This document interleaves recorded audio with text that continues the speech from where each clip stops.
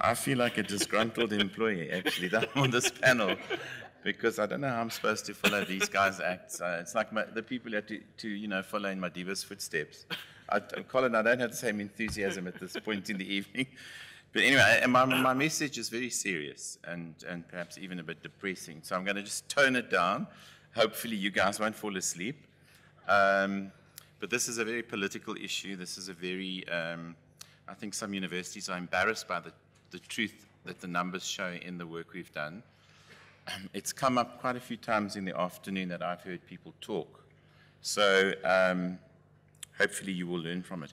Why I've chosen universities of technology is they are supposed to be institutions that manage the polytechnic tradition, which basically is work integrated learning, that people sandwich between learning and going into the field for experience.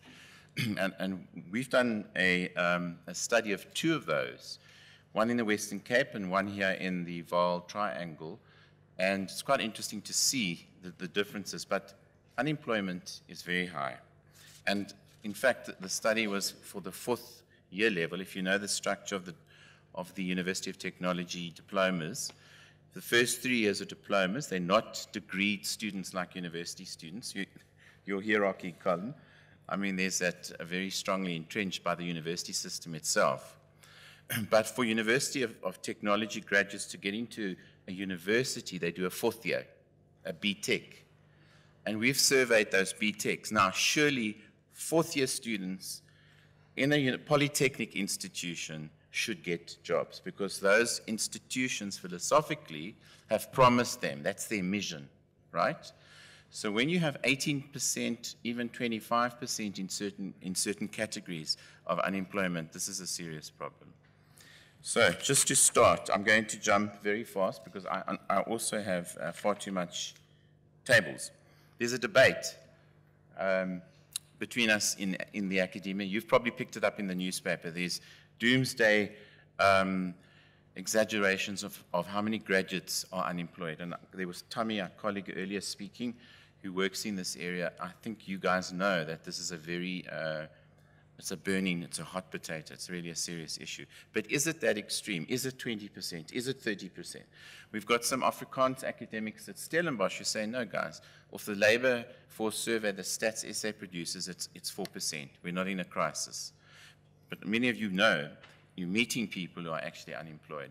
So what we've done is I've in my career done about 3 very large graduate destination surveys. We trace people after they leave university. It's normally done after 2 years, and we see whether they're employed. I mean, simply put, that's the main instrument. And it's brutally frank. If you do it properly, and you get a big enough cohort that responds to your survey, you've got an accurate measure, which politicians and vice-chancellors actually can't hide away from. So there is a debate, and so those are the 2 studies. The one we were commissioned by the consortium of all universities in the Western Cape, and these are the elite, 3 of them at least, 2 of them consider themselves elite. But all 4, we surveyed all of their graduates in 2010. And then the second study was of Vaal University of Technology, where we only surveyed their BTech graduates. And they're in the heart of the manufacturing economy in terms of steel and so forth. I'm going to jump into national tables, but this is quite interesting. Maastricht University in the Netherlands, just to give you a sense of this global problem. And this was done in 2009, so it's post the 2008 economic crisis. There are 3 generations being surveyed here by this university. One that graduated in 2000, another that graduated in 2005, and a very young cohort that graduated in 2009. They did the research in 2012, 2 years afterwards. And you can see how high unemployment is for young people, and young people in the wrong fields like social science.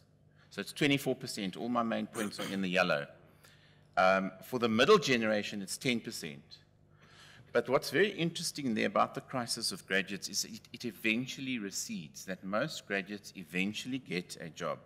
The question then becomes, are they underemployed? Are they, and some of the points you were making about life satisfaction, are they doing something really meaningful? Both of you, my previous speakers, were making those sorts of points. So 24% I consider very, very high. And that's happening in Italy and France and Greece and so forth. So we've done these two studies. They're not done by many other players. They're very difficult to do. You can imagine trying to find graduates of most of our universities in our townships who've moved because they've got a job. They've changed cell phone. They've got a new email. How do you actually trace people? So it's a nightmare. We won't go, and it's expensive then, therefore, to do it. But to give you some of the results. So there, the yellow line. First point, institutional differentiation. That which institution you go to counts. And remember that our institutions are stamped by racial histories. So UCT and Stellenbosch, which were previously white elite institutions, have really nice unemployment rates, 4.8% and 6.4% in 2012, of graduates who had been on the market for 2 years. But CPUT and UWC have unemployment rates of 13% and 16%. But if you go to CPUT, the Cape Peninsula University of Technology, and you look at women from rural areas, you look at women from rural areas in badly chosen disciplines, the unemployment rate goes up into the 20s. So this is a very serious problem. So that's a hard figure. It was done quite well, I think, for vice-chancellors and politicians and so forth to escape the implications of. Second point, yellow line. Most of the unemployed have done a certificate and a diploma. And for those of you who've spoken about business, many of you are from business, unfortunately, many of these diplomas, it's almost contradictory, are in business studies. So at the University of Technology, you do a business studies diploma, you've got a very high chance of being unemployed. But the odd thing is there's a very high level of degrees, people with degrees being unemployed as well, 37%. That's very, very high.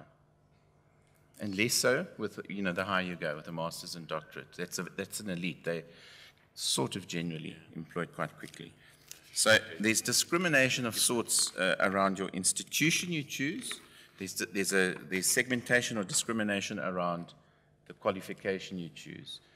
Now look at it in terms of race. But this is race in relation to who employs you, a general picture. So the yellow line is what does the private sector, many of you guys, do in relation to employing these graduates? This is still the UCT study, by the way, the 4 universities in the Cape. And they're employed nationally. They're not employed. In fact, a huge chunk of them go to Gauteng for jobs. Look at the figure for white graduates. 61% of white graduates are welcomed into the private sector and get jobs within 2 years. Yeah. Whereas only 35% of African graduates from the Western Cape we're talking about get jobs in the private sector. When you look at the second line, which I haven't made yellow, you will see that there's a high percentage of African graduates in the public sector and a much lower level. So it's 42% for African, and it's 24% for white. So imagine if the government policies of the last 20 years had not prioritized employment of black people in government, you'd have a huge, huge crisis of unemployment of black people, but mainly African people. And this is just statistics numbers. We don't have explanations why that is. But one of my thoughts is that the economy is largely made up of small business. And small business is generally still in the hands of white families. And the way in which family businesses are run worldwide, it's not an act of racism or anything, is that the son or the daughter take it over, or their uncles, friends, nieces, and whatever. And the door is not open to any other graduate. Now, people were talking earlier about social networks and learning how to fit into the workplace and so forth. So this dynamic is part of that. Do you have networks? Do you have an uncle who runs a small business that could employ you? And I think that's partly the gates of the private sector are not entirely open to employing young people. There's an argument that some of the institutions do not train graduates properly enough, and that's why they're unemployed. I can't tell you if that's true. This is just the statistics that we generated. Actually, so the Vaal University of Technology has very similar results. You can see there 45% of black graduates are in remember this is a 4th year graduate, are in the private sector, but 71% of white graduates at the Vaal University of Technology are in the private sector. So it's a very, very powerful thing coming out here. And if there wasn't affirmative action in the public sector, we'd look very bad as a country. Because there again, you can see that more African or more black graduates are employed in the public sector. Okay, so to compare, there is some good news. One of the things is financing. Most of you would imagine that the biggest source of funding now comes from the National Student Financial Aid Scheme. It doesn't. With universities of technology, with polytechs, this is one of their key missions, is lifelong learning. That you go after work and you study, you continuously upgrade and so forth. So the 28% of this cohort funded their own studies. I think that's an incredibly powerful statistic. And that's at UCT. If you restrict it only to, sorry, that's at all of the universities. If you only look at the BTech, the fourth year level, 49% of those people are funding they funded that study. I mean, that is not the National Student Financial Aid Scheme. So that's lifelong learning. That's an incredible plus. That's really good news.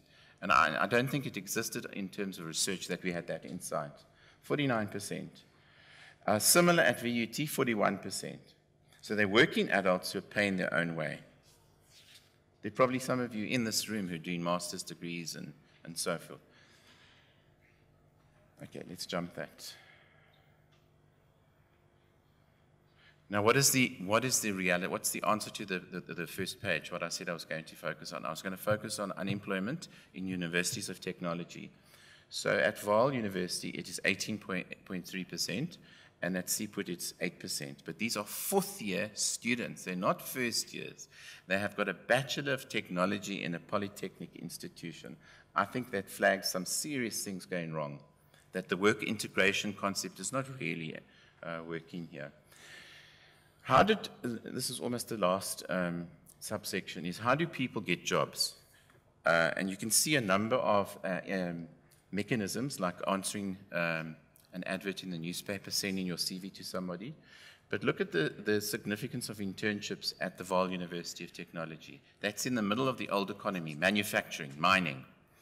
31% of those graduates did internships with companies, and those 31% carried on being employed by those companies. I think that's also quite a positive indicator. It's very strange that it doesn't work at the Cape Peninsula University of Technology. And I think one of the reasons, I can't prove this, is Cape Town is not a mining manufacturing capital. It's the tourism and leisure industry, it's IT, it's a number of other sectors, the finance sector and so forth. So people get into jobs there in a different way. So my last point, the important thing that links with earlier discussions, is the last three lines that I've yellowed. Are people getting jobs through social networks, through having clout in their lives? That their uncle runs a small business, that their father knows somebody, that through their father they can actually get a job at their father's firm because his name is so well respected that they want to employ his family. And so are you getting a job because of your family? Are you getting a job because of your friend? Were you headhunted? That's quite a privilege, you know, especially at the beginning of your career, to actually be asked to apply to get a job. Now, if you analyze that, it largely happens to middle-class people, people with wealth. And along with this thing is also knowing how to present yourself to companies and knowing how to behave and arriving on time and being forewarned what the disciplinary code is. And middle-class kids know this because they've seen it in their parents and it's been transferred to them. The soft skills someone was talking about earlier. This is really crucial. And it doesn't work as well for kids who graduate and come from poor neighborhoods. So this table doesn't show you the social capital that people have at UCT and at Stellenbosch, which is really very significant. It's the biggest category. I got my job not because of the score I got or UCT, or it's through my friends, through my family. It's a very powerful finding. Lastly, I'm nearly there. So the good news is something like lifelong learning, that people in these institutions who are at work, Colin, I would imagine they are happy people who want to improve themselves and they're carrying on studying at their own expense. That's the good news. There's also another statistic that these very same people 2 years later are studying for a new degree. So not only did they get this qualification, but they're actually pursuing another one at their own expense, quite a high percentage. The bad news is graduate unemployment does exist. It's measured here at quite a high level. That would be considered a crisis level. You shouldn't have unemployment beyond 5%, then you're in trouble as a country. Certainly beyond 10%. That's a very serious figure. Second thing I would worry about is this labor market stratification. I'm not trying to make it the continuance of racial discrimination in the labor market, but it's something coming very close to that, where black kids from poor universities are not getting jobs, white kids from the good universities are getting jobs. But women are actually also prejudiced against still. So at VUT, 26% of men got jobs, were unemployed. 26% of women, were unemployed, and only 9% of men. How do you explain that? That's really weird. I mean, that is a very interesting discriminatory thing. And then lastly, what are the solutions? Now, it's depressing. In talking about this thing, I don't think universities do anything at all. I hope there's nobody here from a university, but maybe it would be good. There's a lot of work at the entry to universities, to prepare people bridging school to university. But there's no exit unit. You can't go to a university exit unit. The career officers are partly this. But the universities fold their hands and say it's not our problem if graduates are unemployed. It's not our problem if graduates don't have the social capital, the social networks, the soft skills to charm their way into a job situation and win the interview and get a job. It's not their problem. So I think we need to collectively try and break that obstacle. And I think there are projects that are starting to do that, NGOs working with unemployed graduates, and Tommy, I don't know if he's still here, who have successfully been able to, we need to put that bridge back in people's lives that seems to be missing, that they're unable to go from graduating to a situation where they're employed. That's our study. Thanks very much for listening.